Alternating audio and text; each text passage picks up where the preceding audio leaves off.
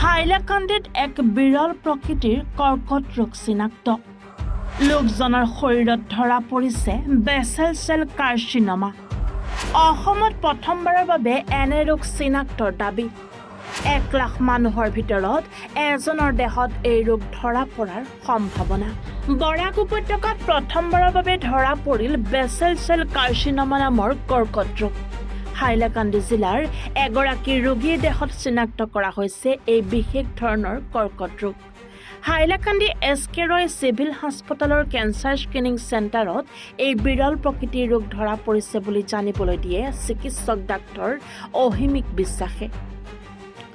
অসম চৰকাৰ পৰিচালিত Assam cancer care ফাউণ্ডেশ্যনৰ অধীনস্থ এই স্ক্ৰিনিং চেণ্টাৰটোত যোৱা 1.5 বছৰ ধৰি কৰ্কট পৰীক্ষাৰ কাম চলি আহিছে। সেই কেন্দ্ৰতেই কালি চিনাক্ত হয় এই ৰোগ। ডাক্তৰ অহিমিক বিশ্বাসে জনোৱা মতে বেচেল চেল কাৰ্চিনোমা অতি বিৰল প্ৰকৃতিৰ কৰ্কট ৰোগ। 1 লাখ মানুহৰ ভিতৰত হয়তো এজনৰ দেহত এই ৰোগ ধৰা পৰাৰ সম্ভাৱনা থাকে। বহু সময়ত এজনো নাথাকে। এই ৰোগ সূৰ্যৰ অতিৰিক্ত তাপ শৰীৰত পৰিলে সেই তাপমাত্ৰাৰ পৰা শৰীৰৰ স্কিনত এই ৰোগ হোৱাৰ সম্ভাৱনা থাকে। এনে ৰোগ ভাৰততো খুব কম সংখ্যক লোকৰ দেহতহে চিনাক্ত হয় বুলি জনাইছে চিকিৎসকগৰাকীয়ে।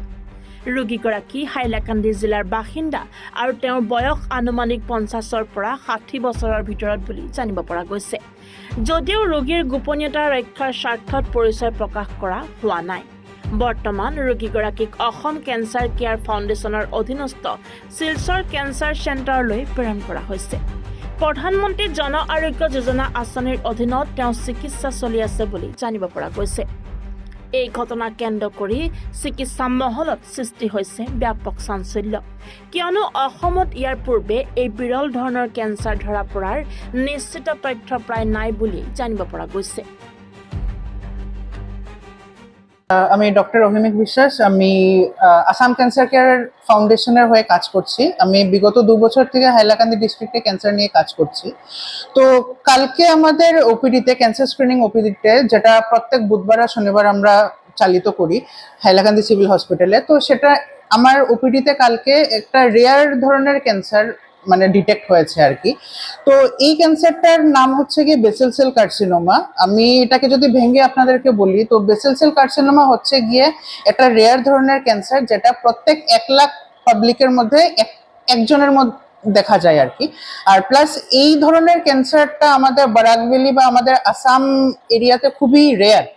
তো কালকে ফার্স্ট টাইম এরকম ধরনের একটা ক্যান্সার কেসেস আমরা পেয়েছি, এবং এই ধরনের ক্যান্সার রোগটা জেনারেলি সানরেজ থেকে হয়। সানরেজের যেটা ইউভি লাইট বলা হয়, এই ইউভি লাইটের কারণে এই ধরনের ক্যান্সারটা হয়। আর স্পেশালি এই ক্যান্সারটা আমাদের স্কিনে হয়। তো কালকে এই ধরনের মানে কালকে আমার কাছে এরকম একজন পেশেন্ট এসছেন।